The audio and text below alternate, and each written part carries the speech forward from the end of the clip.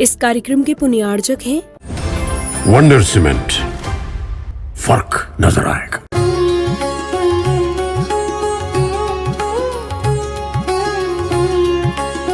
जय श्री ओम नमः सिद्धेभ्यः। सर्वमंगल मांगल्यं सर्वकल्याणकारकं प्रधानं सर्वधर्माणां जैनं जयतु जैनं जयतु शासनम्। पंच परमेष्ठी भगवान के आचार्य श्री गुरुवर कुंद कुंद महाराज के आचार्य श्री गुरुवर विद्यासागर महाराज की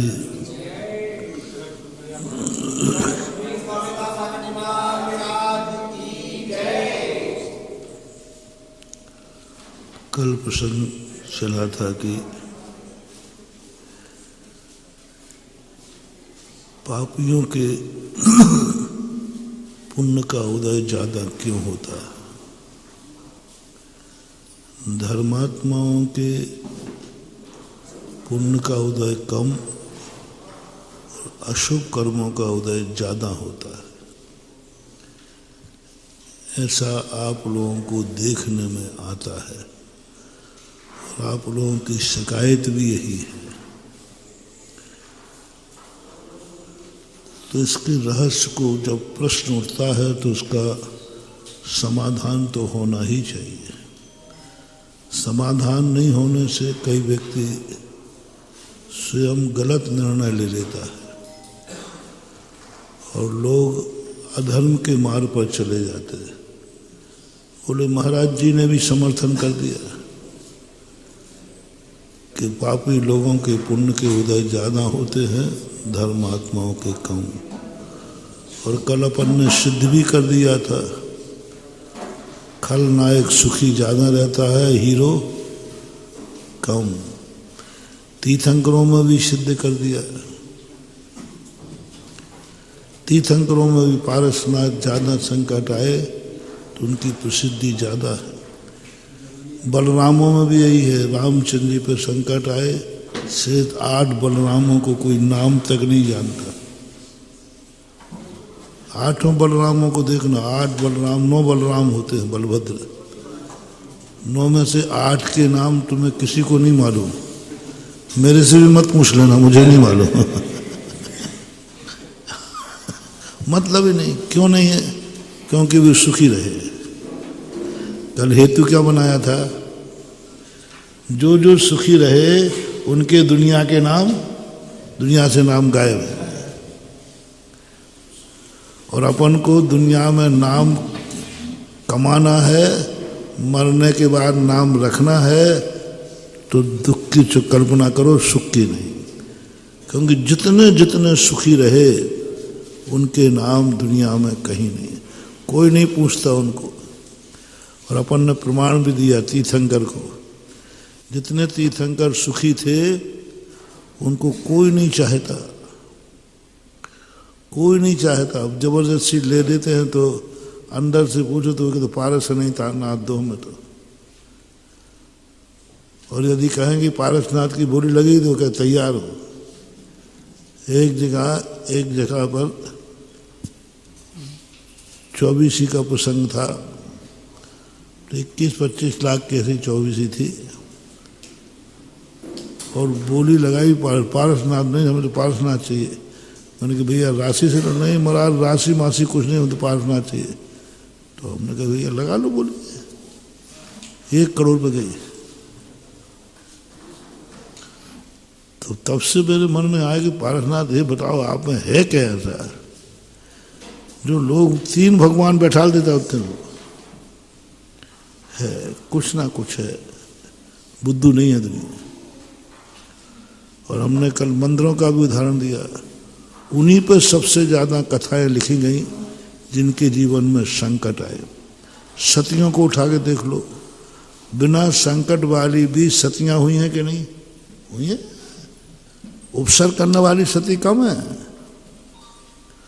तीर्थंकरों में संकट वाले भगवान कम है, अच्छी तरह से जीने वाले भगवान।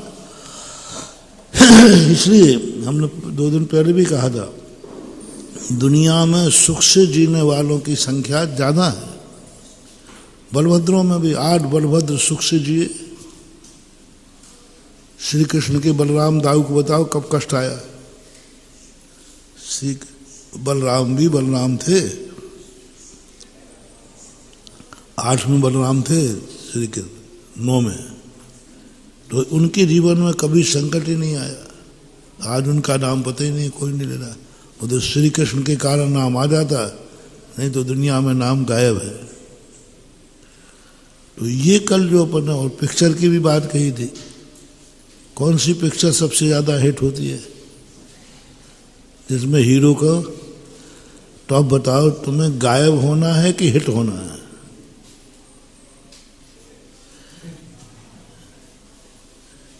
दुनिया में तुम्हें गायब होना है तो सुख से रहो, और दुनिया में हिट होना है तो संकट सहन करो बस। और ऐसे संकट सहन करो कि संसार के जितने जितने संकट तुम्हारे पे आएंगे, लेकिन बस शर्त एक है, डिगना नहीं। और कल एक बहुत महत्वपूर्ण बात कही थी कि अब ये सारा संसार चलो, वो तो उनके कर्म का उदय है, लेकिन भक्त लोग क्यों पसंद करते हैं उन भगवान को? देखने वाले क्यों पसंद करते हैं हीरो को संकट आने वाले को? क्यों नहीं सुनना चाहते हो हीरो के सुख? कल कहा था ना, जैसे हीरो के अच्छे दिन आते हैं पिक्चर, रामायण भी सब खत्म हो जाता है। कुछ पुराणों में यही देखा, पूरा वर्णन करते करते बस जैसे भगवान मोक्ष गए और संसार में रुलते रहेंगे, खूब कथा लिखी, पूरी कथा लिखी। जैसे भगवान मोक्ष गए बस खत्म। बोले अब क्या करना, अब वो सुखी हो गए ना। यानी अरहंत भगवान सिद्ध मोक्ष जाने के बाद पूज्यपाल स्वामी ने मात्र 9 सूत्र लिखे, वो भी जबरदस्ती है। और जब तक संसार में रुलते रहे, सूत पर सूत बनाते रहे। जैसे भगवान बन जाते हैं बस अब कोई चर्चा नहीं। भाई सिद्धों के सुख की बात तो सुनो। बोले क्या सुनना, उससे हमें कुछ मिलने वाला नहीं। सिद्ध भगवान से कभी भी संसारी व्यक्ति को कुछ नहीं मिलता, इसलिए उन्होंने उठा करके नमोकार मंत्र में दूसरे नंबर पर रख दिया, भगवान थोड़ा आप पीछे आ जाओ, मैं बड़ा हूं। हाँ महाराज बड़े हो तो क्या हुआ, अब मैं बड़ा हूं, सिद्ध परमेष्टि हूं, मैं आगे रहूंगा। भक्तों ने कहा भगवान आप पीछे आ जाओ, हमें अपना काम करने दो।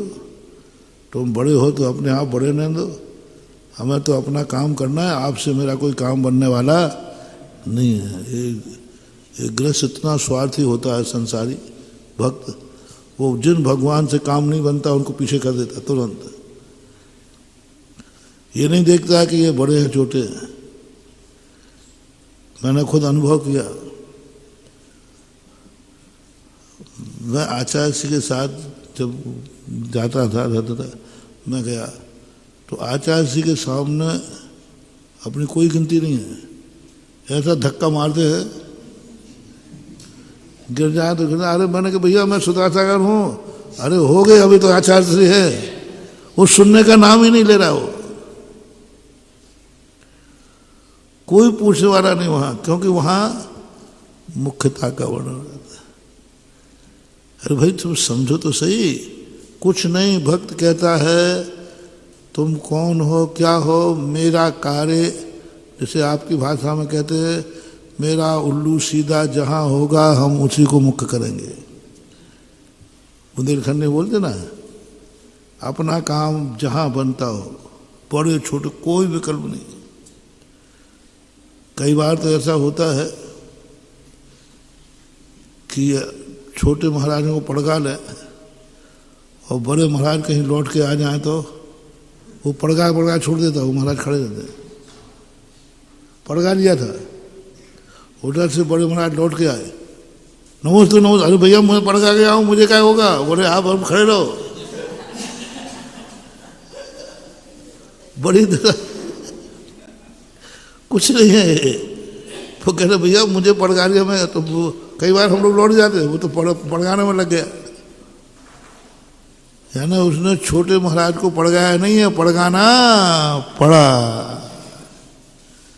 पड़गाया नहीं है। अब बड़े महाराज नहीं मिले तो वही नाना मामा की अपेक्षा कहना मामा ठीक है। अब बड़े महाराज तो मिले ही नहीं, तो चलो छोटों को पड़गा लेते हैं। और बीच में ही खबर आ जाए कि नहीं बड़े महाराज आ सकते हैं, कुछ नहीं सोचता वो, हमें उठ के आना पड़ता है। और उसको फिर यदि बड़े महाराज काल मिल गए तो उसको बड़े छोटे महाराज जाने का कोई गम नहीं है, वो कहते अच्छे चले गए। तो इससे संसार का क्या पता चलता है?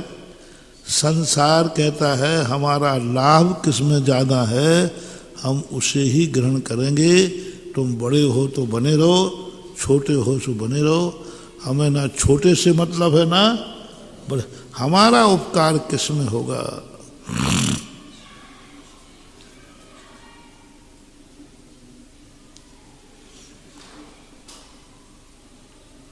ये सामान्य नेचर है।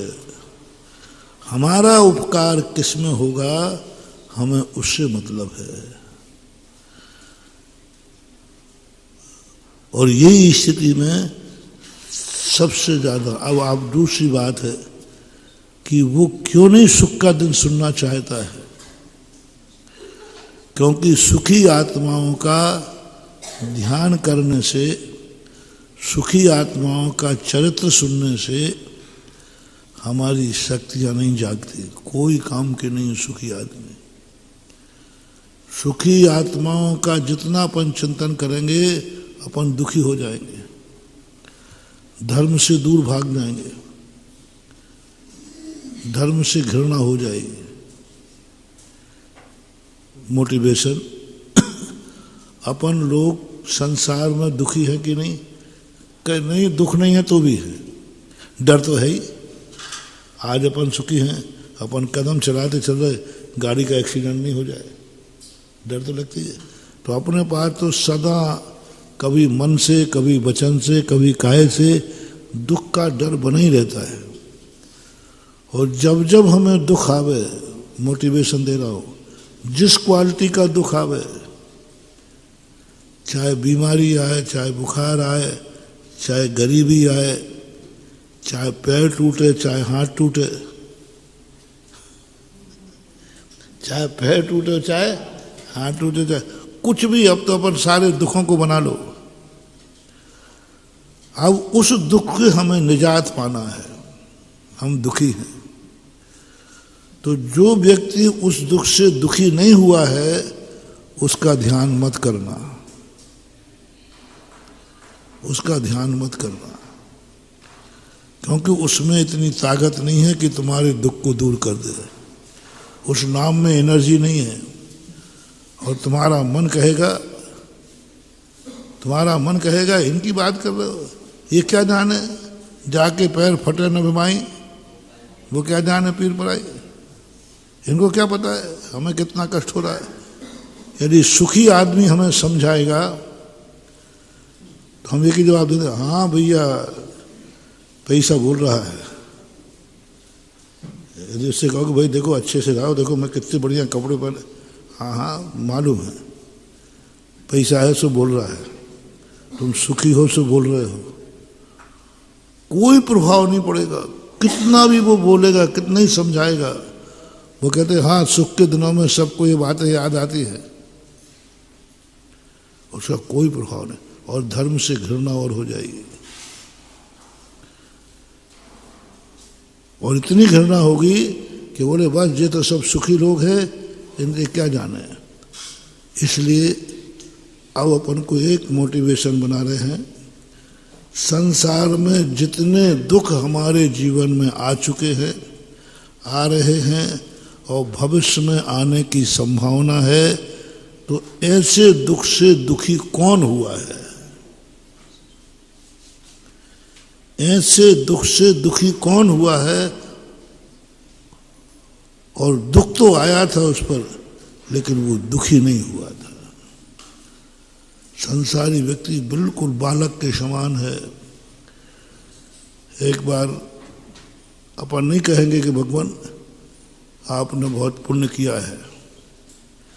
सुखी आदमी को देख करके आपके अच्छे भाव नहीं होंगे, आप दुखी हैं तो। जैसे मैंने कहा था, तुम्हारा सिर दर्द हो रहा है, बाजू में कोई घर्राटे ले रहा है, तो हमें गुस्सा ही आएगा। तो व्यक्ति में कौन अच्छा लगेगा?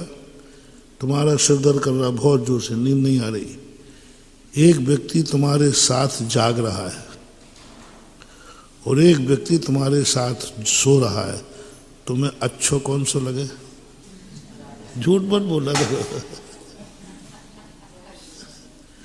सोने वाला हमें अच्छा, और जो हमारे साथ जाग रहा है, हाँ ये हमें बहुत चाहता है। देखो हम अपन उल्टा सोचेंगे, देखो इनको कितना चाहता है, इसको कोई तकलीफ नहीं है, लेकिन मेरी तकलीफ के कारण ये, और सो रहा है वो तो दुश्मन है, वो तो हमें। ये स्थिति है। एक व्यक्ति के ऊपर अपन क्या अच्छा नहीं सोचेंगे, ये नहीं सोचेंगे कि इसने पूर्व में पुण्य किया है, हमने अशुभ किया है, सवाल ही नहीं। ये तो मेरे दुख की इसको परवाह ही नहीं। बालक के समान है। एक पिता का एक्सीडेंट हो गया तो रो रहे थे, फ्रैक्चर हो गया। बोले पापा क्या हो गया? बोले बेटा बहुत दर्द हो रहा। क्या होगा? बोले स्कूटर पैर पे से निकल गया। तो बच्चे कहते बस पापा इतने में रो रहे हो? स्कूटर पैर पे से निकल गया, इतने में रो रहे हो? हाँ। कल हमारी छत पे हमारे ऊपर से हेलीकॉप्टर निकल गया, हम तो नहीं रोए?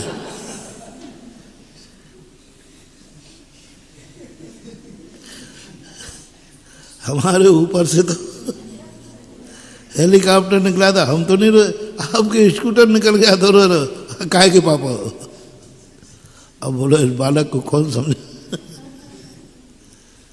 क्यों समझाए? ऊपर से उसने भी बोला, उसने भी ऊपर ही से बोला। अपन लोग सब बालक हैं।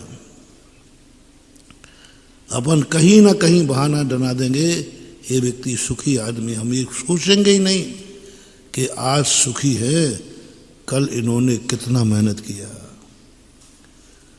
हमारा दोस्त यदि कलेक्टर बन जाए तो हम यही कहते हैं, हारने वाला हमेशा यही कहता है इसने रिश्वत दे दी होगी, सोच मिलाया हुआ। हारने वाली पार्टी है तो वो तो 2 नंबर में वोट डलवा ली नकली। हमेशा हारने वाला जीतने वाले का कोई ना कोई दोष निकाल के संतोष धारण करता है। नकली वोटें डलवा ली, पैसा बांट दिए, बोतलें बांट दी। ये कभी नहीं सोचेगा कि मेरी हार का कारण मैं खुद हूं। बस यही सबसे बड़ी कमी अपनी आ जाती है। हम जीतने वाले के दोष तो निकाल देंगे, लेकिन हम हारे हैं, अपने दोषों की निगरानी नहीं करेंगे। हम क्यों हारे हैं? क्या तुम्हें पता चल जाता कि नोट बांधने से जीत जाएंगे, तुम छोड़ देते? लालू ने एक बार बहुत अच्छी बात कही। लालू वैसे बोलते ही अच्छा था, उसके डायलॉग बहुत अच्छे थे। उसने कहा कि देखो मैं बेईमान हूँ, जो कुछ तुम कहते हो। तो फिर मैं हर बार 2-3 बार मुख्यमंत्री रेगुलर बना, उसको नहीं बनने दिया तो उसकी पत्नी बनी। बोले देखो सारी जनता मुझे चाहती है, यदि मैं गलत होता तो लोग मुझे क्यों बनाते? तो आप लोग कहोगे कि हम नकली वोट डलवा लेते। तो उसने क्या जवाब दिया? भारत में ऐसा कौन व्यक्ति जो चुनाव में खड़ा हो, उसे नकली वोट डालने का मौका मिल जाए और वो नहीं डाले? पार्षद के चुनाव में भी पूरा मौका मिल रहा है भाई, जो डलवा लो, जितनी नकली डाल सको डालो। बोलो भारत में किसको मौका मिले और वो चूक जाए। बड़ी सभा में पूछा था उसने, किसको जिसको मौका मिलेगा कि नकली वोट डालने का पूरा मौका है, तो 99% तो, पर फर्क इतना है कि तुम डलवा नहीं पाते, हम डलवा लेते। चाहते तो कितनी बड़ी बात है। अपन थोड़ा अपने मन की तरफ जाओ, कितनी चीजें हैं जो हम चाहते हैं, हमें नहीं मिल पाती, तो कहते हैं लोमड़ी को अंगूर नहीं मिले तो अंगूर खट्टे। ये जो बेईमानी का सबसे, इसमें होता है अपना पुण्य सबसे ज्यादा खर्च। कमाई बहुत है लेकिन अपना पुण्य स्वाहा हो जाता है। जब जब हमने दूसरे पर आरोप लगाया, स्वयं पे नहीं, लेकिन सब चलता है। इसलिए ये जो हम वास्तु का पैथी मंत्र शास्त्र धर्म शास्त्रों से बता रहे हैं, आपको जिन जिन कार्यों का दुख हो, गरीब लोग सुने, बीमार लोग सुने, बुद्धिहीन लोग सुने, तुम्हें क्या क्या कमी है वो सुने। कमी तो सबके पास कोई ना कोई की चीज की तो है ही। बस तुम अपना साथी ढूंढो कि तुम्हारे पहले यह परेशानी किसको थी। बस कुछ नहीं करना, आज से शास्त्रों में यही ढूंढना, जिस जिस चीज से तुम परेशान हो, टेंशन में हो, बस शास्त्रों में उसका नाम ढूंढ लो, ये परेशानी किसको थी, उसने इस परेशानी में कैसे जिया, बस उसका चिंतन चालू कर दो। वो कैसे जिया, अंत में वो डिग गया या अडिग रहा, वो देख लो। जैसे तुम्हारा कोई बैरी हो, उदाहरण के लिए कोई बैरी है, पीछा नहीं छोड़ रहा, बहुत परेशान है। कई लोग कहते महाराज जी हमारा बहुत दुश्मन है, बहुत दुश्मन है। घबराओ मत, तुम्हारा जबरदस्त बैरी है महाराज, सदा बुरा सोचता है, जब देखो जब बुरा करता है, मेरा कभी अच्छा सोचता ही नहीं। कोई बात नहीं, मेरे पास मंत्र है। अब तुम ऐसा देखो कि तुम्हारे पुराणों में ऐसा कौन व्यक्ति है जिसका एक पक्षी बैरी रहा हो, परम बैरी, 10 भाव से बैरी। पारसनाथ। बस अब आपका मामला बैठ जाएगा। क्यों कहा पारसनाथ को संकट मोचक, अजितनाथ को क्यों नहीं? देखो मैं, तुम लोग कुछ भी क्रिया करते हो, मैं कभी तुम लोग गलत नहीं बोलता, मैं तो सोचता हूं आखिर एक व्यक्ति हो तो बात अलग है। एक व्यक्ति हो तो गलत हो सकता है, सारी दुनिया गलत थोड़ी है। अब आपको एक प्रैक्टिकल करना है। आप पारसनाथ भगवान का बैरी था, 10 भाव तक नहीं छोड़ा, और ये मेरा बैरी है। सामने नहीं बैठना है, कुर्सी ले पीछे बैठना, साइड नीचे बैठो, कुर्सी लेके सामने नहीं बैठो।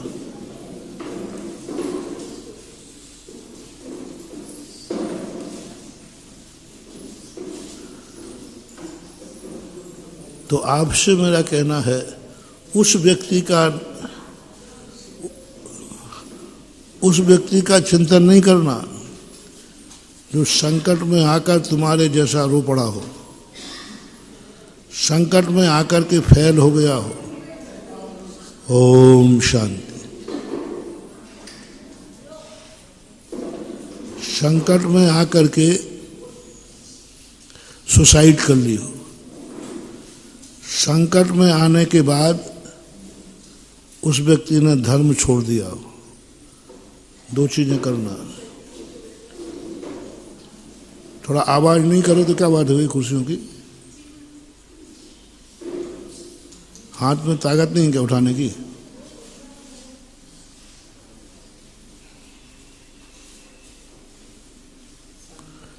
क्या बोल रहा था मैं?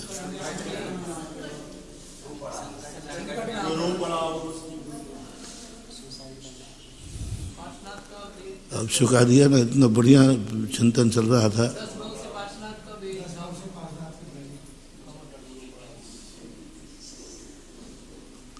हाँ, कि जब कभी भी अपने संकट को दूर कैसे होगा, हम संकट सहन नहीं हो रहा है, तो आप ऐसे व्यक्ति को चुनिए जो तुम्हारे से भी कई गुना संकट आया हो, फिर भी उसने सुसाइड का भाव नहीं किया हो, फिर भी उसने अपने जीवन से घृणा नहीं की हो, फिर भी उसने धर्म नहीं छोड़ा हो, फिर भी वह व्यक्ति धर्म पर अडिग रहा हो।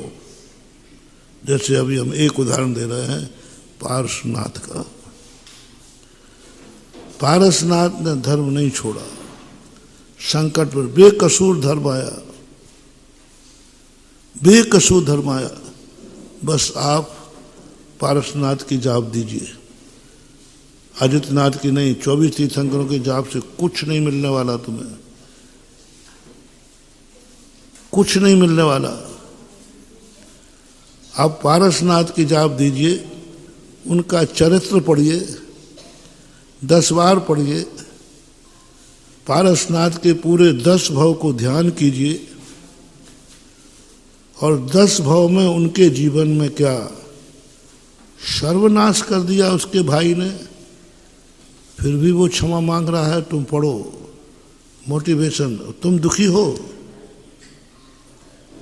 मेरे जैसा तो दुख इसमें है, मेरे भाई ने मेरा सर्वनाश कर दिया और मैं पारसनाथ का चेला हूँ, पारसनाथ के भाई ने भी इनका सर्वनाश किया, फिर भी इन्होंने उससे गुस्सा किया कि उसको क्षमा मांगने गए।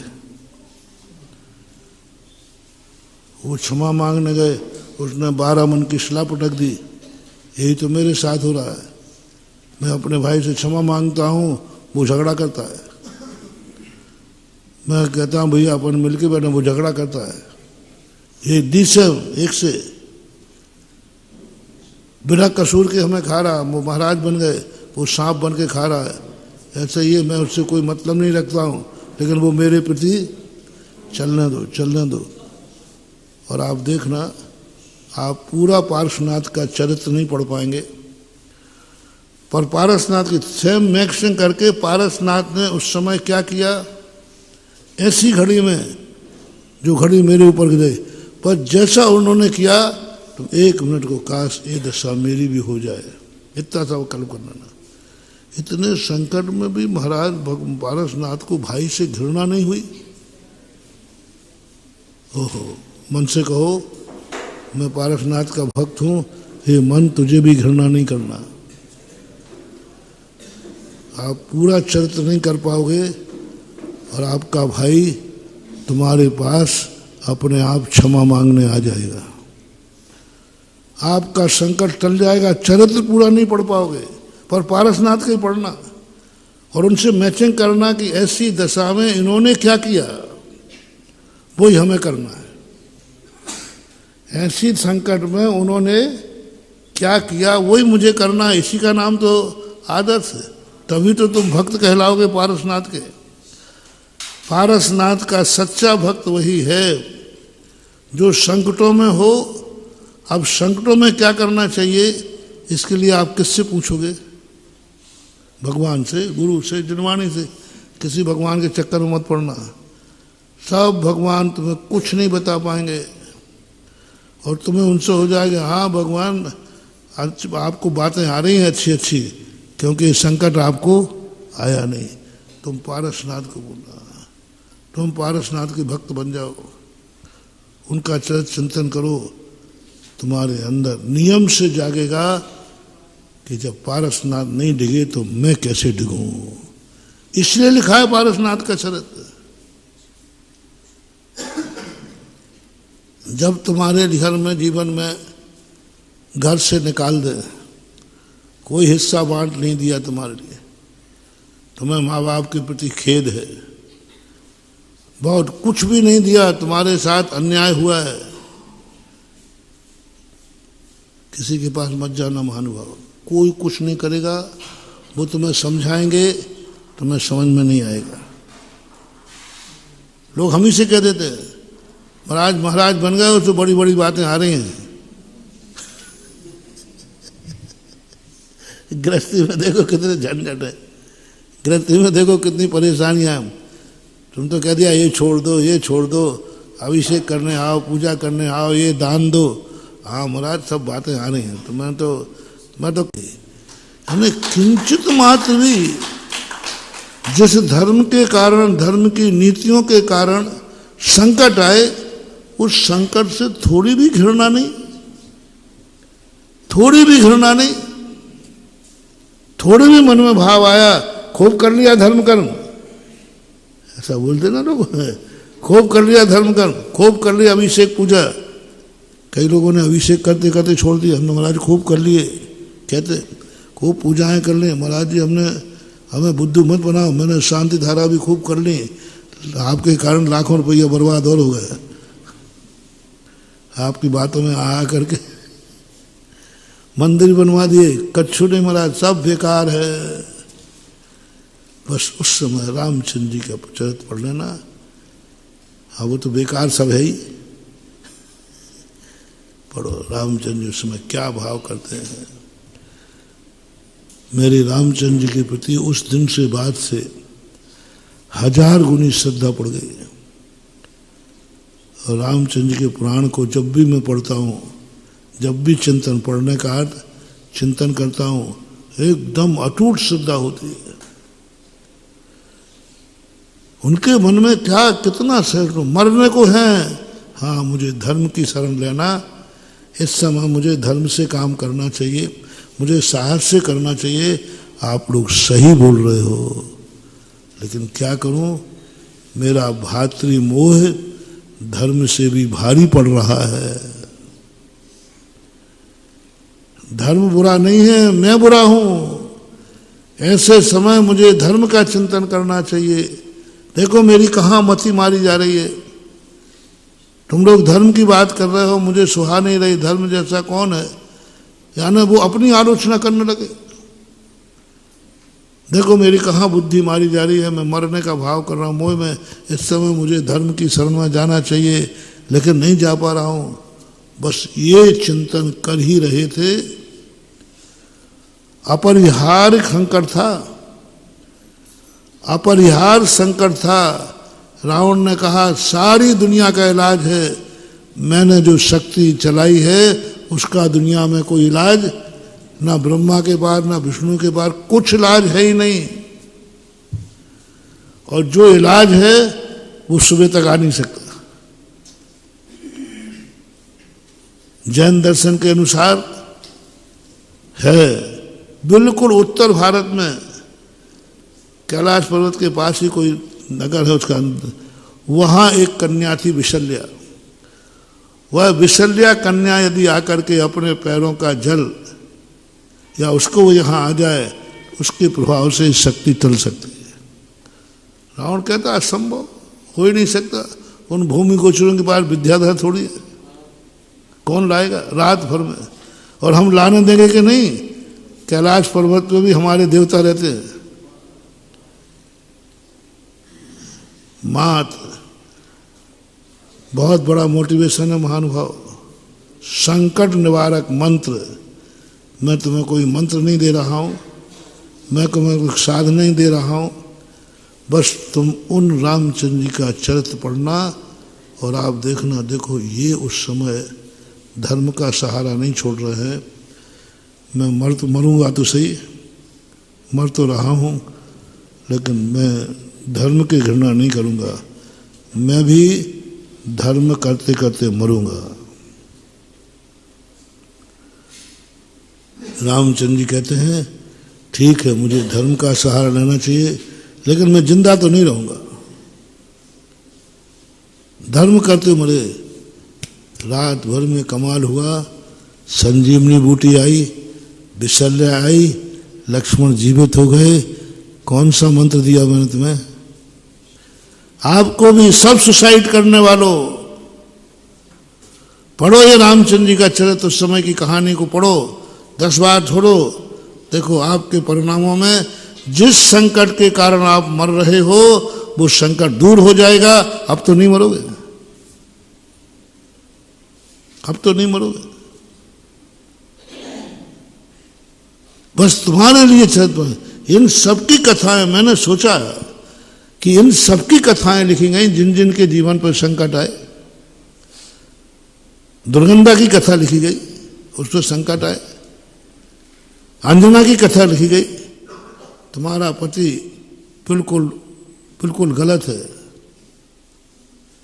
बहुत गलत है, तुम्हारे लिए वो फूटी आंख से भी नहीं देखता। सुनो रे भारत की सब नारियों, किसी की शिकायत हो सकती है और होती है। ये तो मुझे बिल्कुल ही नहीं चाहते, महाराज जी मन करता है तो मर जाऊं या इनको छोड़ दूं। क्या बोलते उसको? डाइवर्स, तलाक, डिवोर्स, तलाक दे दे, हिंदी में तलाक दे। तो जितनी नारियां भारत में तलाक देने की प्लानिंग कर रही हैं, कृपया करके तलाक देने के पहले एक आध बार मेरे पास आ जाओ। हम तलाक का बढ़िया मुहूर्त निकालेंगे कि तलाक हो ही नहीं पाएगी।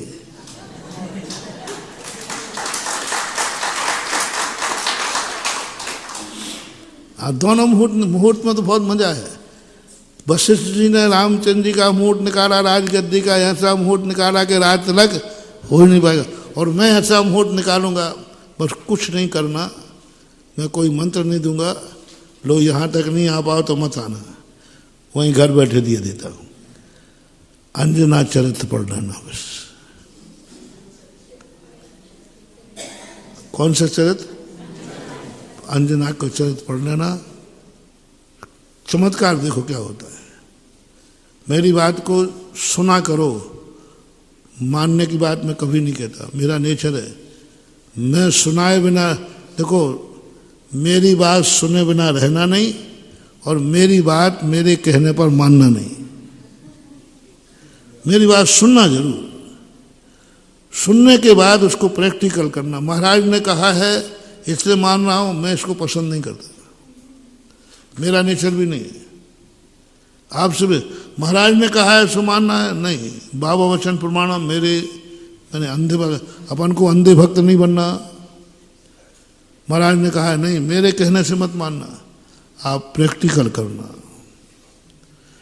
जिन जिन के जीवन में तलाक का मन बन रहा हो, वे लोग अंजना चरित्र पढ़े। पद्म पुराण के अंदर कथा है। आधुनिक भाषा में पढ़ना हो तो मुक्ति दूत एक उपन्यास भाषा में लिखा गया है, बीरेन जी ने लिखा है, बॉम्बे के, भारतीय ज्ञानपीठ से प्रकाशित है। सब तलाक वालों को जितने हैं उन सब को आज ही खरीद के पढ़ना है, जिनके मन बिगड़ रहे हो, मन उब गया हो ससुराल से।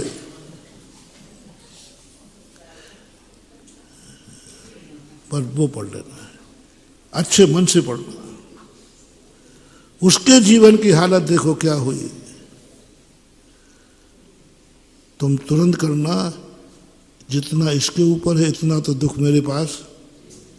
हम तो थोड़ी सी बात पे पिनक रहे, हम तो थोड़ी सी बात, इतने एक बार भी उसने पूरे जीवन में ससुराल को या अपने पति को उल्हाना नहीं दिया, एक बार भी नहीं हुआ।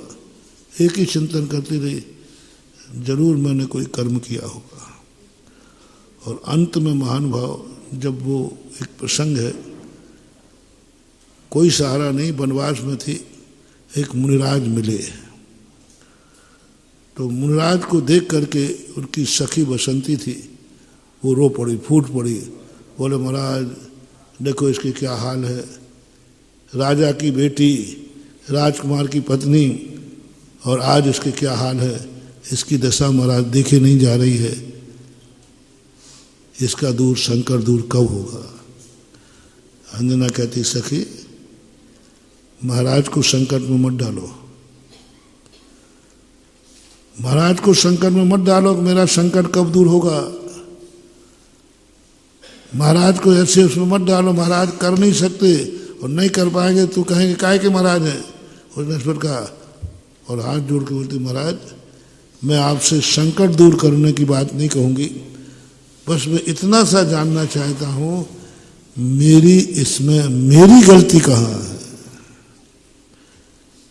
मैंने ऐसा कौन सा गलती की जो मैं पर मैं 22 साल से इसी बात का समाधान खोज रहे हैं।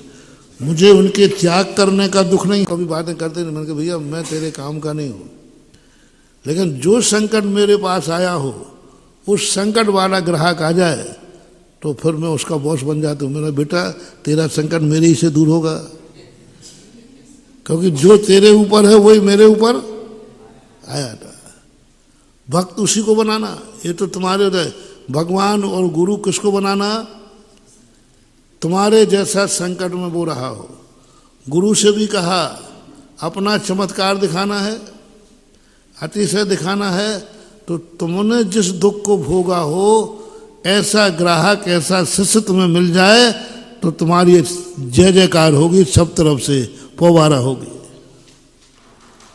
जिस दुख को तुमने नहीं भोगा है, किसी दुख को उसको दूर करने का तुम ना उसको समझाना ना आशीर्वाद देना, वो तुरंत 2 मिनट में कह देगा हाँ महाराज अब आप ऐसे ही कह रहे हो, समता धारण करो, हाँ अभी आपको आया नहीं है इसलिए कह रहे हो।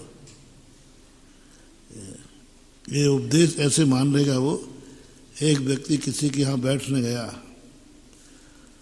तो मर गया था, तो उन्होंने कहा भाई क्या बात है, अरे भैया मर जाते तो मर नहीं था, उम्र आई है, अपन तो ज्ञानी आदमी हैं, मर गया कोई बात नहीं, वो तो लगा ही रहता है मरना। एक कह ही रहा था, इतने में घर से समाचार आ गया कि दादी जी चली गई।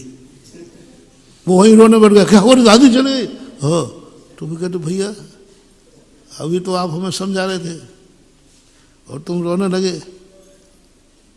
अब तुम समझो ना, आना जाना तो पर को समझाना कितना सरल है, और वही स्वयं के ऊपर आ जाए नहीं समझाना। मैं ज़्यादा दुखी लोगों को कभी नहीं समझाता। मैं तो बहुत मैं क्यों मेरा अतिशय होता है, क्यों मेरा काम हो जाता है। मैं आजकल बहुत बुद्धिमान हो गया, पहले बहुत बुद्धू था। मैं जिस प्रकार के ज़्यादा दुखी लोग आते मैं कभी नहीं समझाता। मैंने कहा इसका मेरे आशीर्वाद से दुख दूर होगा ही नहीं, और मैं समझाऊंगा इस पर कोई असर नहीं पड़ेगा, बल्कि और कह देगा हाँ महाराज वही बिच्छू को हमें काटा ही नहीं किसी ने, तो उन्होंने कहा तुम्हें नमोकार मन दिख रहा है, हमारे प्राण निकल रहे हैं। हम कितनी धर्म की बातें करेंगे उसके ऊपर पड़ेगा नहीं, क्योंकि तुम समझा रहे होगे, वो बोलेगा नहीं मन से, मन में सोच रहा होगा हाँ महाराज जी को क्या पता, महाराज जी क्या जाने, वो मन में आएगा। और नहीं हो तो आप सबसे पूछ रहा हूं,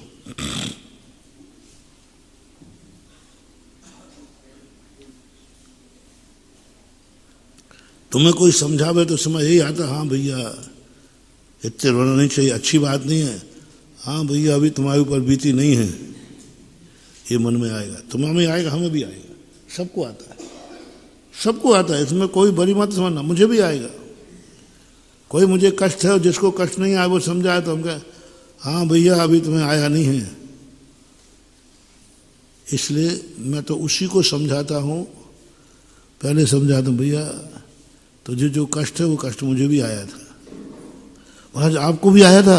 हाँ। मैंने कहा चोर चोर मौसे रे भाई, तुम भी दुखी हम भी दुखी, अब मामला बैठ जाएगा। अब पारसनाथ से अपना मामला बैठेगा, क्योंकि वे दुखी थे और हमसे ज़्यादा दुखी थे।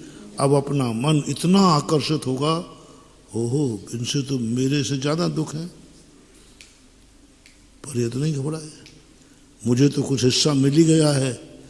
रामचंद्र जी को तो कौड़ी भी नहीं मिली और भी मुस्कुरा रहे थे।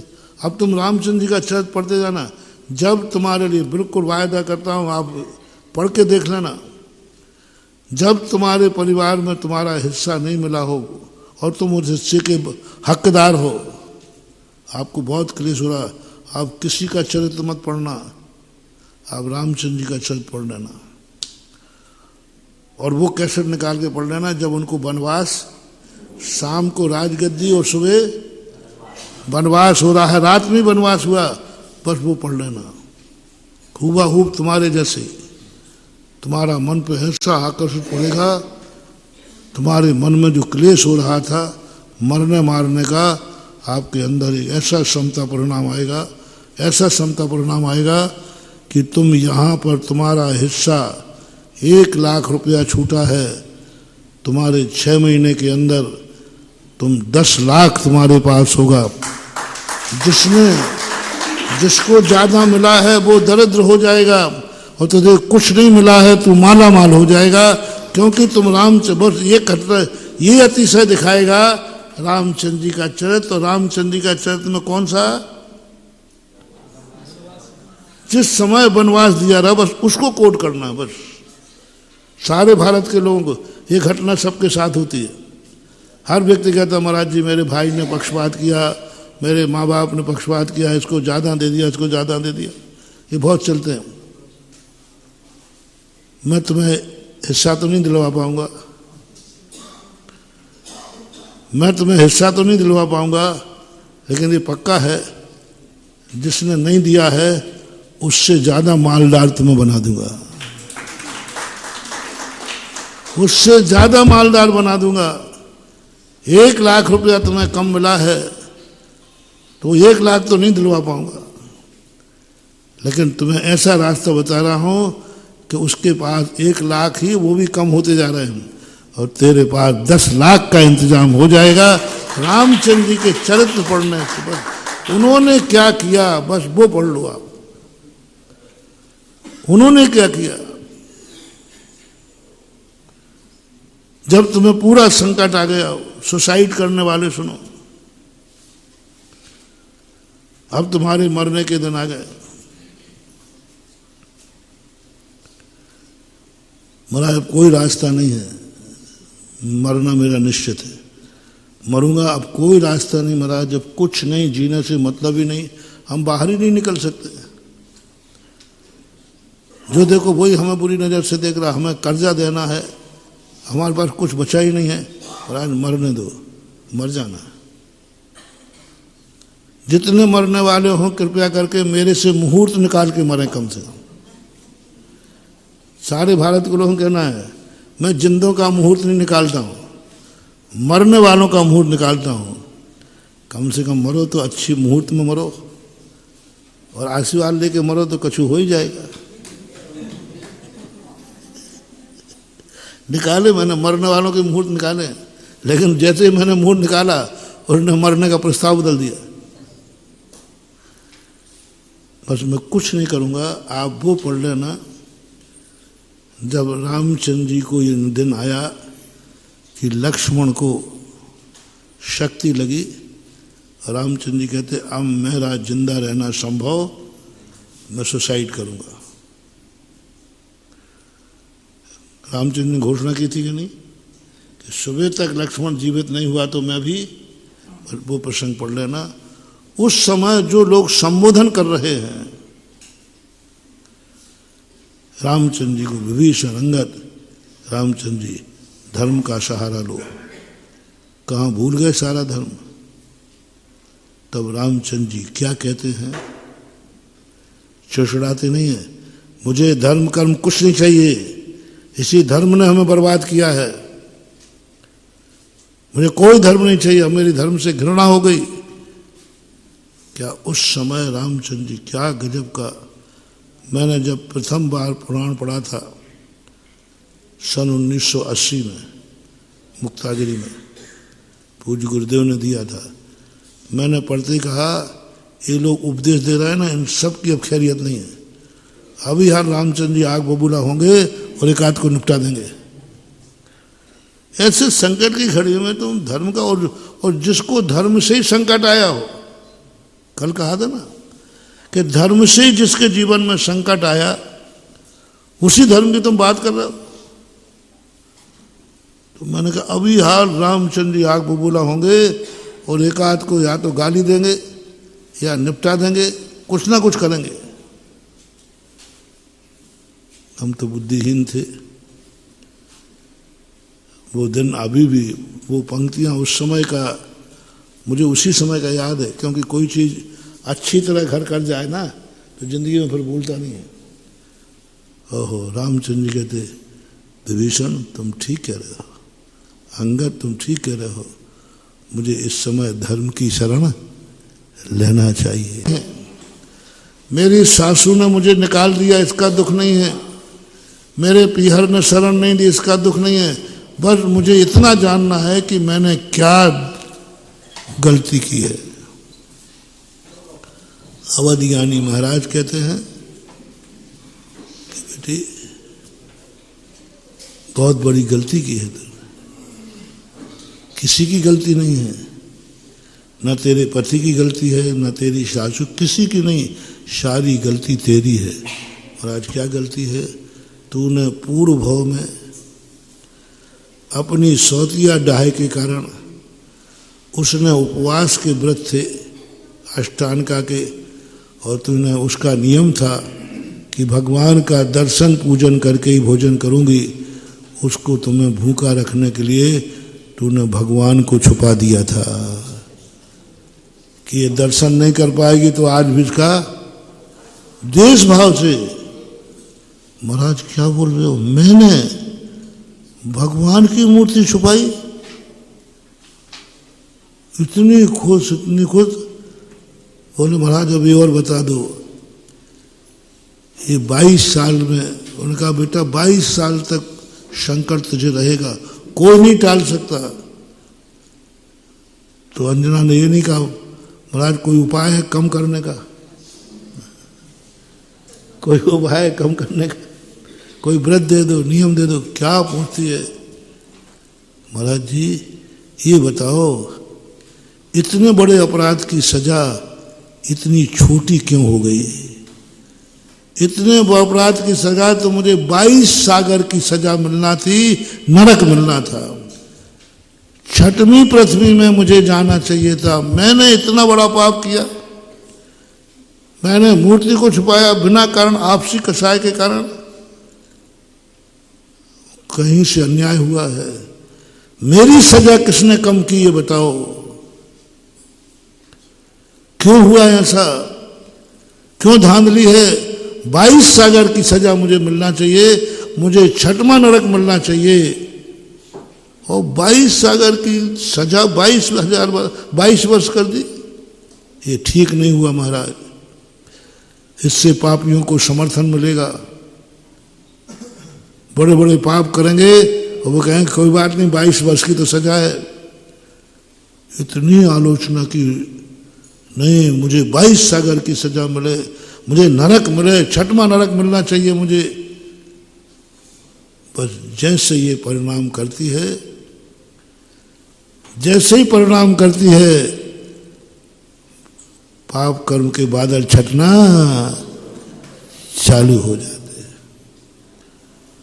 बस आप ये चरित्र पढ़िए अंजना का, फिर आपको तलाक देना है तो दे दीजिए, लेकिन एक बार पढ़ने के बाद दे दीजिए। मेरी बात मान जाना, शायद तुम्हारी जिंदगी में भी टूटता घर बच जाएगा। और जो तलाक देते हैं वो इस भाव में नहीं, आंगले भाव के बैरी बनते हैं, क्योंकि दोनों एक दूसरे के प्रति क्या होता है फिर विद्वेष भाव।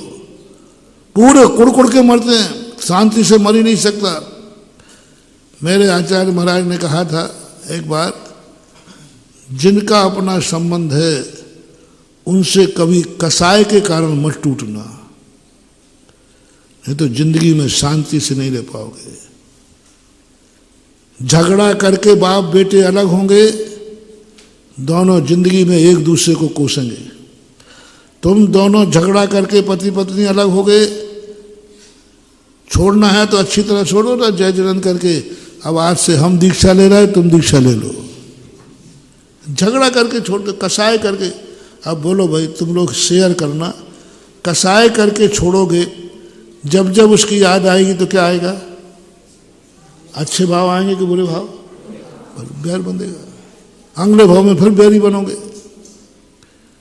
इसलिए मैं छोड़ने की मना नहीं करता हूं, मैं तो वैसे ही चाहता हूं भगवान सब,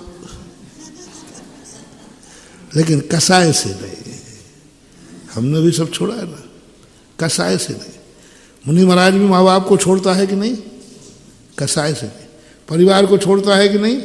कसाय से नहीं। अच्छे भाव से छोड़ो। आप पढ़ के देखना, 100 तलाक वाले पढ़ के देखें, मेरा 80 और 90 पर विश्वास है कि वे तलाक का प्रस्ताव बदल देंगे और घर टूटने से बच जाएगा। अंजना मां चरित्र पढ़ने से। वर्तमान युग की कथाएं क्यों लिखी गई है, वही मैं सोचता हूं। और उनकी कथाएं लिखी गई वरदान है अपन को। और ये बात उज्ज्वल समंत भद्र महाराज ने पकड़ी। वर्तमान युग को क्या कहा? बोधि समाधि निधानम बोधित बोधा समीचीनम। बहुत बड़ा समाधान है, मानो बहुत बड़ा समाधान है। सब महिलाओं को, ग्रस्त महिलाओं को, मैं तो कहता हूं भारत की सारी ग्रस्त जैन महिलाओं को मुक्ति दूत एक बार पढ़ लेना चाहिए। आपको पता चल जाएगा सासुएं कैसी होती हैं। उसके बावजूद भी अंजना ने सासू से देश भाव नहीं किया, बैर नहीं बांधा, बल्कि कहती है सासू तूने क्यों लाते अकेली मारी, तू तो मुझे अग्नि में डाल के मारती तो अच्छा था, मैं वो पापिन हूं। सासू ने कोई गलती नहीं की, पवनंजन ने कोई गलती नहीं की। और ये परिणाम जैसे तुम्हें आया, इस पश्चाताप से ही तुम्हारा संकट दूर होगा। तुरंत ये हो ही रहा था पश्चाताप। उसी समय अंजना का मामा आकर के और उधर पवनंजय लौट के आ गए। सबकी बुद्धि पलट गई। पुण्य का उदय आता है तो बुद्धि पलट जाती है, और पाप का उदय आए तो अपने भी बेगाने हो जाते हैं। पर दवाई है, दवाई है। सोचो, तुम्हें यदि कल के दिन मन माफिक पति नहीं मिला तो मैना सुंदरी का चरित्र पढ़ो।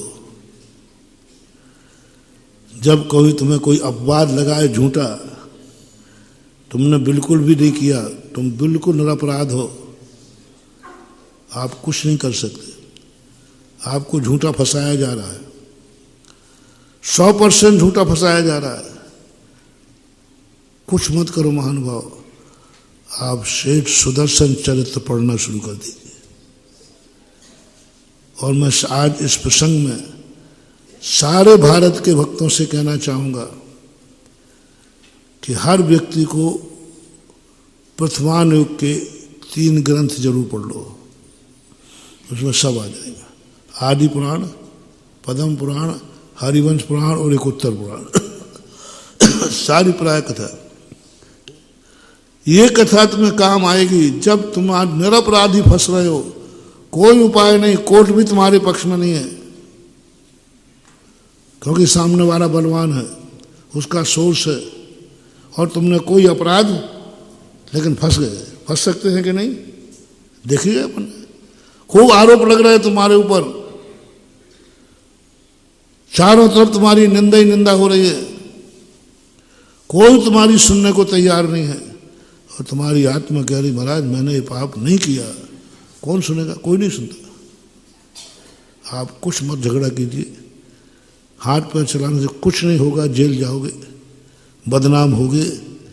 तुम बस मेरा कहना मानो, सेठ सुदर्शन चरित्र पढ़ना शुरू कर दो। यदि पढ़ा हो तो ध्यान करना शुरू कर दो। कोटि भट्ट राजा श्रीपाल चरित्र शुरू कर दो। पढ़ा हो तो आप 2-4 दिन याद कर लीजिए सेठ सुदर्शन को। कोई गलती नहीं थी, किंचित मात्र भी गलती नहीं, गलती सारी रानी की थी। रानी तो रानी होती, उसने रानी की कौन नहीं सुनेगा। सूली चढ़ गई, कुछ नहीं बोले। सेठ सुदर्शन से कहा कि आप अपना सफाई दीजिए, कान खोल के सुनो।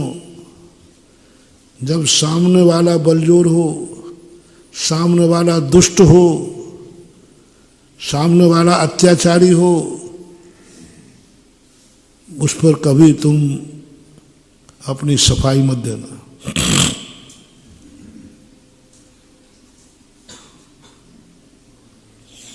कभी सफाई मत देना। दुष्ट लोगों के सामने सफाई देना ऐसे ही है। अयोध्या प्रसाद गोयली ने लिखी एक छोटी सी कहानी, जिन खोजा तिन पाई आवे, कि एक शेर था, एक भेड़े का मेमना था, पानी पी रहे थे। शेर ऊपर की तरफ पानी पी रहा था और मेमना नीचे। तो शेर ने कहा, मेमना ये पानी पी रहा है, मेमने तो शर्म नहीं आती? मैं राजा हूं, पानी पी रहा हूं, तेरा जूठा पानी मैं पीऊं?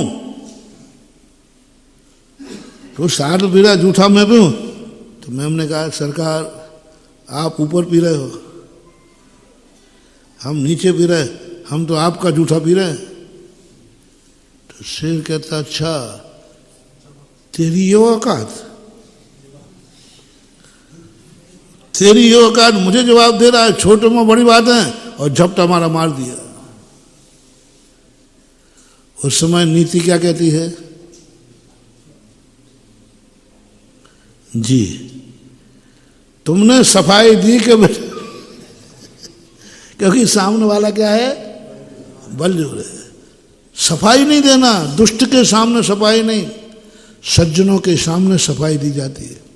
अच्छे लोगों के सामने अच्छे लोग आके पूछे कि महाराज जी हमें यह बात पूछना है, जानना है, तो जवाब दे दो। कभी व्हाट्सएपों का जवाब नहीं देना। सुन रहे हो ना? 90% व्हाट्सएप झूठी होती है।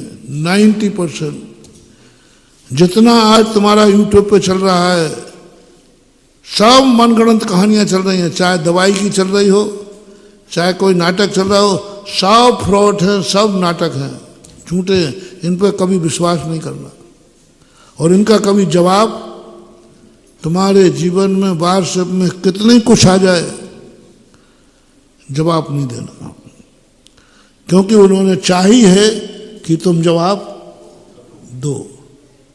वो चाहिए रहे कि तुम जवाब दो, तुम्हें जवाब नहीं देना। सेठ सुदर्शन, सबने कहा सेठ राजकुमार कुछ बोलो, जब तुमने पाप किया ही नहीं है तो बोलते क्यों नहीं हो? कई लोग कहते हैं यदि उन्होंने पाप नहीं किया तो बोलते क्यों नहीं है? अक्सर कर आता है, हमारे आचार्य जी ऊपर खूब आता था, आचार्य जी के सामने खूब लिखते, तो फिर आचार्य जी अपनी सफाई दे में। हाँ, सफाई गुरु को दी जाती है, दुष्टों को नहीं। क्या कहा?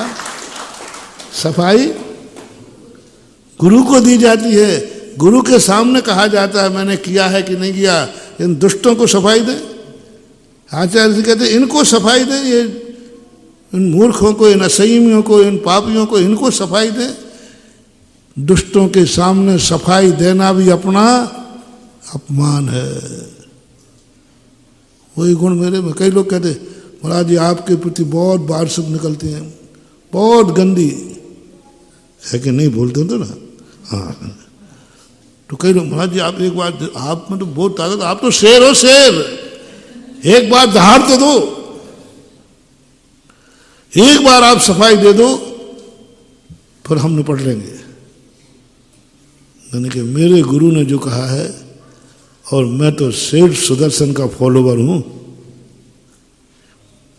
वो मेरे आदर्श हैं। मैंने पता नहीं, बिल्कुल मौन। सब लोग कहेंगे ऐसा किया है तभी तो मौन है, ये भी आरोप आएगा। सफाई क्यों नहीं दे रहे? यानी इन्होंने किया है, मौनम स्वीकृति लक्षणम, ये भी अब बात आएगा कि सफाई नहीं दे रहे हैं, इसका अर्थ है इन्होंने कुछ ना कुछ तो, फिर भी मत बोलना। संसार तुम्हें बुलवाने की चेष्टा करेगा।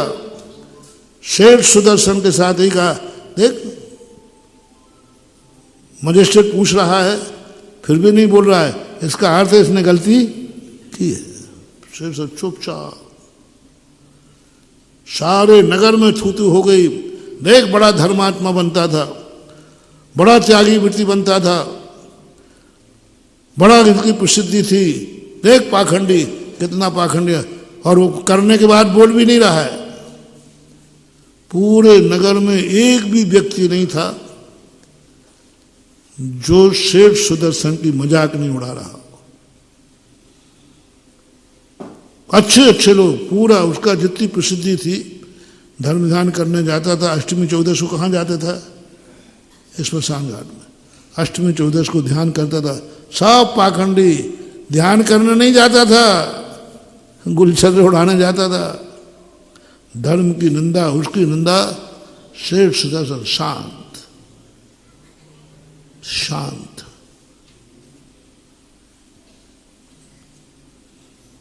सूली चढ़ रही है, कोई अंतिम इच्छा, कोई अंतिम सफाई, शांत। चमत्कार, किसी को दोष नहीं दे रहा है। सेठ सुदर्शन क्या चिंतन करते उस समय?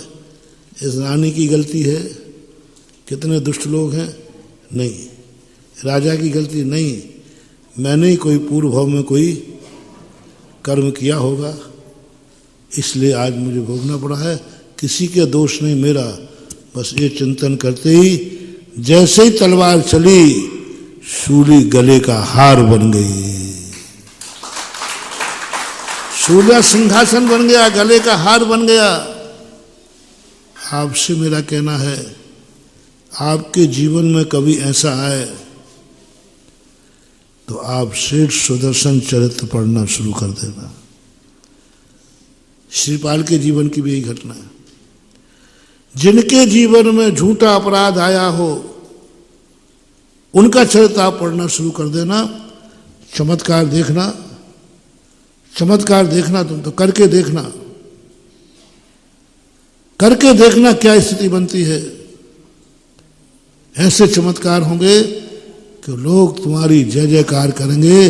आज सेठ सुदर्शन की सारे जगत में जय जयकार हो गई। तुम जवाब देने में लग गए तो लोग समझेंगे सब गलत हो जाएगा। जवाब नहीं देना दुष्टों को, कर लेने दुष्टों को जो करना है।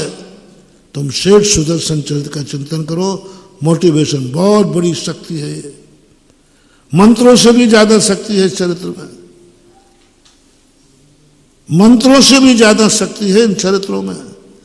मंत्र में तो थोड़ी चूक हो जाए तो वो काम नहीं करते। मंत्रों में थोड़ी बहुत चूक हो जाए ना तो काम नहीं करते, लेकिन चरित्र में तो चूक हो जाए तो कोई फर्क नहीं पड़ रहा, करेगा काम ही काम करेगा। सेठ सुदर्शन चरित्र, श्रीपाल चरित्र, मनोगति, सब कहानियां ग्रस्तों को प्रथमान योग पढ़े बिना आगे कोई अनुयोग नहीं पढ़ना चाहिए। अब आज जो जहां सुन रहे हैं, आज से ही प्रथमान योग के चरित्र पढ़ना शुरू कर दो। ये तुम्हारे लिए अनमोल शक्तियां हैं विपत्ति आने पर। और भी ऐसे चरित्र, और भी दुख तुम्हारे ऊपर हो, वो सभी को ले लो इसमें, सभी को इसलिए बनाए जाते थे। इसलिए आप, क्योंकि वह दुख उनके पास भोगा है और उस दुख से वो निकले हैं। कल मैंने कहा था ना, मेरे जीवन में जितने संकट आते मैं खुश होता हूं, क्योंकि मुझे पारसनाथ का चरित्र याद है। मेरा कुछ बिगाड़ ही नहीं पाएंगे, दावा कर रहा हूं मैं। मेरा आज तक कोई बिगाड़ नहीं पाया, बिगाड़ नहीं पाएगा, क्योंकि मैं पारसनाथ के चरित्र का ध्यान करता हूं। पारसनाथ का कौन बिगाड़ पाया? नहीं बिगाड़ पाया। बंदे तदगुण लब्ध है। तुम्हारा पारसनाथ के तुम भक्त बनोगे तो शंकर उन्हीं के समय आएंगे, पक्का है। जिनके तुम भक्त बनोगे तुम्हारे जीवन में भी वही घटित होगा। फैसला स्पष्ट खुल्लम खुल्ला है। रावण के भक्त बनोगे तो तुम्हारा जीवन रावण जैसा होगा। राम के भक्त बनोगे तो तुम्हारा जीवन राम, शुरू से अंत तक पूरी क्लियर कर रहा हूं। रावण के भक्त बनोगे तो शुरू से रावण से और अंत तक के रावण का वैसे ही तुम्हारा जीवन होगा। बराबर तुम्हें सोने की लंका मिलेगी, बराबर धन दौलत मिलेगा, सब मिलेगा, लेकिन अंत की सोच लेना, मरने के बाद दशहरा मैदान भी मिलेगा। नहीं महाराज वो धन धन दे देना, वो दशहरा नहीं, वो तो पूरा मिलेगा। तुम कहो नहीं महाराज धन धन मिल जाए लेकिन दशहरा मैदान नहीं, नहीं नहीं। जिन गुण संपत्ति जिसकी हम पूजा करते हैं उसकी पूरी संपत्ति मिलेगी, थोड़ी बहुत नहीं मिलेगी। रामचंद्र जी का करोगे तो संकट आएंगे। जो जो पारसनाथ को मानता है उस पर संकट जरूर आएगा।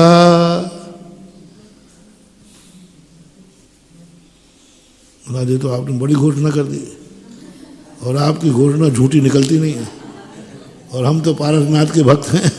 है ना, घबराओ मत। पारसनाथ को मानोगे तो संकट तो आएगा, लेकिन ये भी फायदा है पारसनाथ के मानने वाले का, वो संकट कुछ भी बिगाड़ नहीं पाएगा, कुछ भी नहीं बिगाड़ नहीं पाए, क्योंकि पारसनाथ का नहीं बिगाड़ पाया। आएगा तो पूरा ही आएगा ना, और प्रसिद्धि अलग हो जाएगी तुम्हारा तो। और दूसरा तुम्हारे लिए लोग ध्यान करेंगे कितना परोपकार है। पारसनाथ भगवान के कारण से कितने जीवों का उपकार हो रहा है, कितने जीवों का। उन्होंने संकट झेले, जो कुछ भी किया, उनके संकट झेलने से कितना उपकार है। 24 तीर्थंकरों में कोई तीर्थंकर का इतना उपकार नहीं है। पारसनाथ का जीवन ने, उनके संकटों ने कितने को संकटों से टाल दिया। जो उनका ध्यान करता है संकट उसका कुछ नहीं बिगाड़ पाता, ये श्रेय पारसनाथ को जाता है, अजितनाथ को नहीं जाएगा। ये है प्रसिद्धि। पारसनाथ ने ये पुण्य कमाया है, संकट झेल करके उनको ये उपलब्धि हुई है कि सारा भारत आज उनको संकट में याद करता है, संकट मोचक हो गए। ये है पुण्य। आज उन पर कथा लिखी गई, सुख वालों की कथा नहीं लिखी, इसलिए मंदिरों में वो चित्र बनाओ जिनको देखिए इनमें एनर्जी है बहुत। मैंने खुद प्रैक्टिकल किया, मैंने अच्छे अच्छे महाराजों का भी ध्यान करके देख लिया, मन बिगड़ जाता है। ये आता है हाँ रिद्धियाँ सिद्धियाँ थी इसलिए कह रहे हो ऐसा, हमारे जैसा जमीन पे चल के दिखाओ तो पता चले। लेकिन जब ऐसे जीवन को पढ़ते हैं, ऐसे चरित्रों का ध्यान करते हैं, सहन करने की बात आती है। बाहुबली का ध्यान करते ही 1 घंटे की खड़े होने की ताकत नहीं है, 24 घंटे खड़े होने की ताकत आ जाती है बाहुबली का ध्यान करने। भरत चक्रवर्ती से नहीं, भरत चक्रवर्ती के, अब भरत चक्रवर्ती नाराज हो तो हो जाए, इतना बेकार का चरित्र है उसका भरत चक्रवर्ती का। उसको देखकर मन बिगड़ जाता है, काय को तप रहे हो। जिस दिन काल लब्धि आ जाएगी अंतर मुहूर्त में केवल ज्ञान हो जाएगा। आप देखना कंजाइश लोग भरत का उदाहरण देते हैं, सोन खड़ी होते ना कंजाइश, ये हमेशा भरत घर में बैरागी, काय को विवाद तप रहे हो। एक अंतर मुहूर्त में केवल, ऐसा एक भी कंजाइश नहीं है जो अपने प्रवचनों में भरत का उदाहरण नहीं दे। काय को पहले से त्याग करना, काय को क्या करना। देखो भरत चक्रवर्ती ने इतना राज भोगा, 6 खंड का अधिपति रहा, सब कुछ, उसके बावजूद भी एक अंतर में केस लॉन्च करते करते केवल ज्ञान हो गया। अब बोलो तपस्या से मन हट गया कि नहीं? काय को लगे एक अंतर मुहूर्त में। वे कभी बाहुबली का नाम नहीं लेते, कभी नहीं लेंगे बाहुबली का नाम, भरत का लेंगे।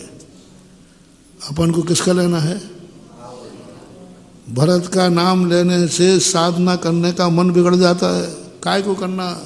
काल लब्धि जिस दिन आ जाएगी अपने आप केवल ज्ञान हो जाएगा। शिथिलता आती है।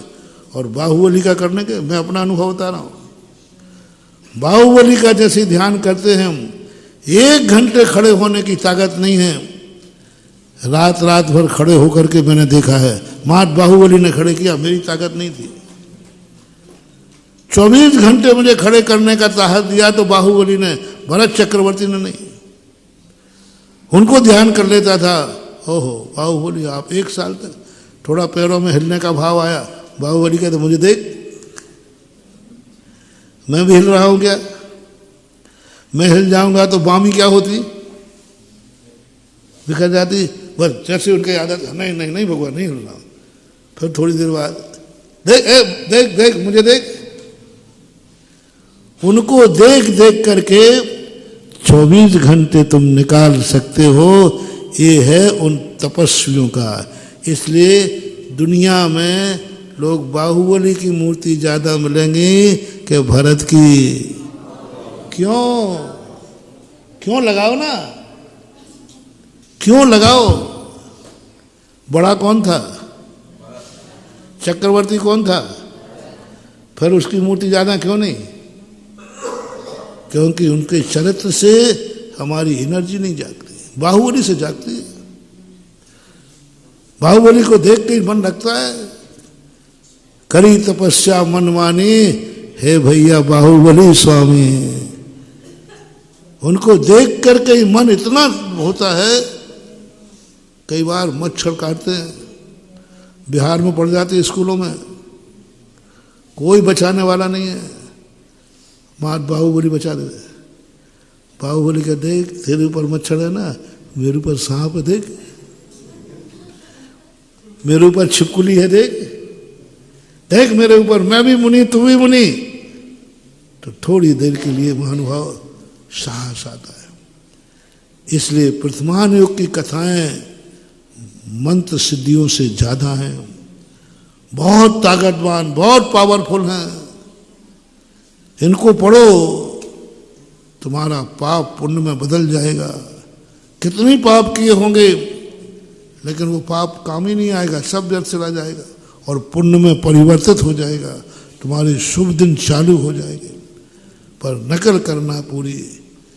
इसलिए मैं प्रारंभ में कल भी कहा था कि सम्यक दृष्टियों के धर्मात्माओं के दुख ज़्यादा होता है, अशुभ कर्म ज़्यादा उदय में आते हैं। जो दूसरी बात मैं बताने जा रहा था उसको अपन आवाज नहीं बता पाएंगे। मिथ्या, इसी प्रश्न को लेकर अपन साइड में गए थे कि धर्मात्मा पर संकट क्यों और पापात्मा सुखी क्यों। इस कार्यक्रम के पुण्यार्जक थे वंडर सीमेंट, फर्क नजर आएगा।